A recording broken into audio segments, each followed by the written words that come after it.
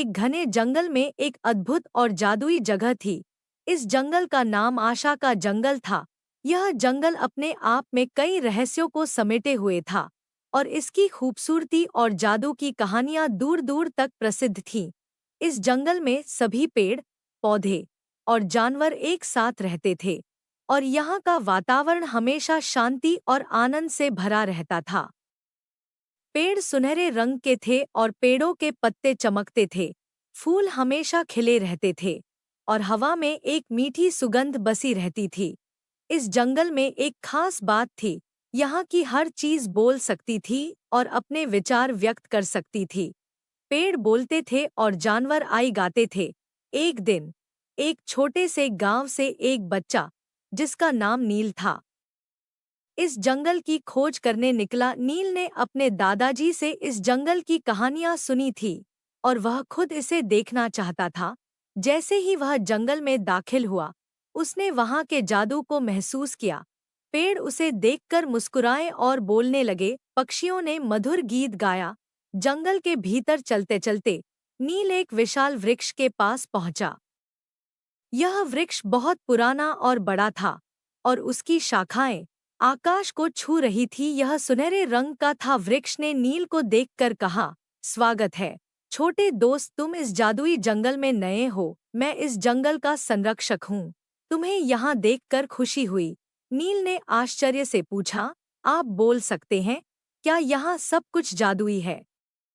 वृक्ष ने मुस्कुराते हुए कहा, हाँ, यहाँ की हर चीज में जादू है। यह जंगल प्रेम, शांति और सद्भाव का प्रतीक है।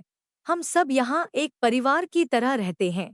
नील ने जंगल में घूमते हुए कई अद्भुत चीजें देखी, बातें करते हुए जानवर, चमकते हुए फूल और एक छोटी सी झील जिसमें से स्फटिक जैसा साफ पानी बह रहा था। नील इस जगह की सुंदरता और शांति में खो गया। उसमें तरह तरह की रंगीन मछलियां तैर रही थी। नील ने देखा कि झील के किनारे एक बड़ी सुनहरी मछली तैर रही थी।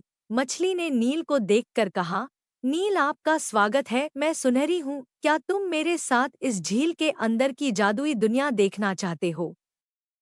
नील ने खुशी खुशी कहा, हाँ सुनहरी, मैं जरूर देखना चाहूंगा। सुनहरी ने नील को अपनी पीठ पर बैठने को कहा और झील के अंदर ले गई। झील के अंदर का दृश्य बहुत ही मनमोहक था। चारों ओर रंग-बिरंगे पौधे थे और छोटी छोटी परियां पानी में तैर रही थी। सुनहरी ने कहा, यह जादुई मोती है।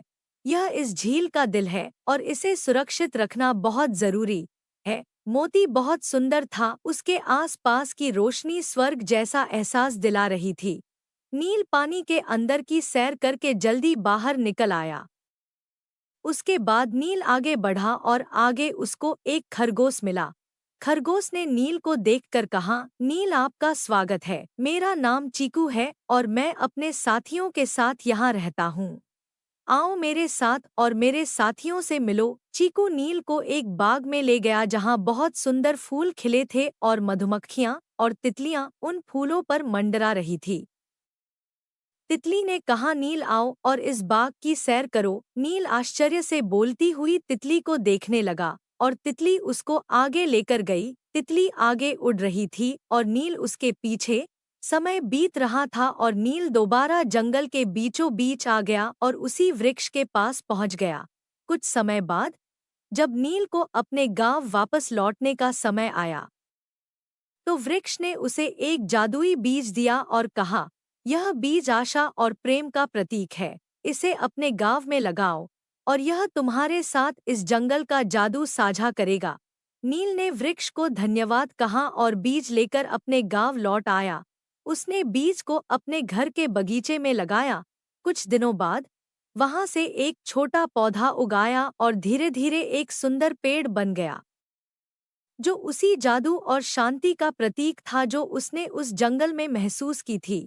इस तरह नील ने जादुई जंगल की यादें और उसके जादू को अपने गांव में साझा किया और सभी ने मिलकर उस जादुई वृक्ष की देखभाल की और फिर उस गांव में भी आशा और शांति का वातावरण फैल गया, जैसे कि वह जादुई जंगल गांव के लोगों के दिलों में बस गया हो।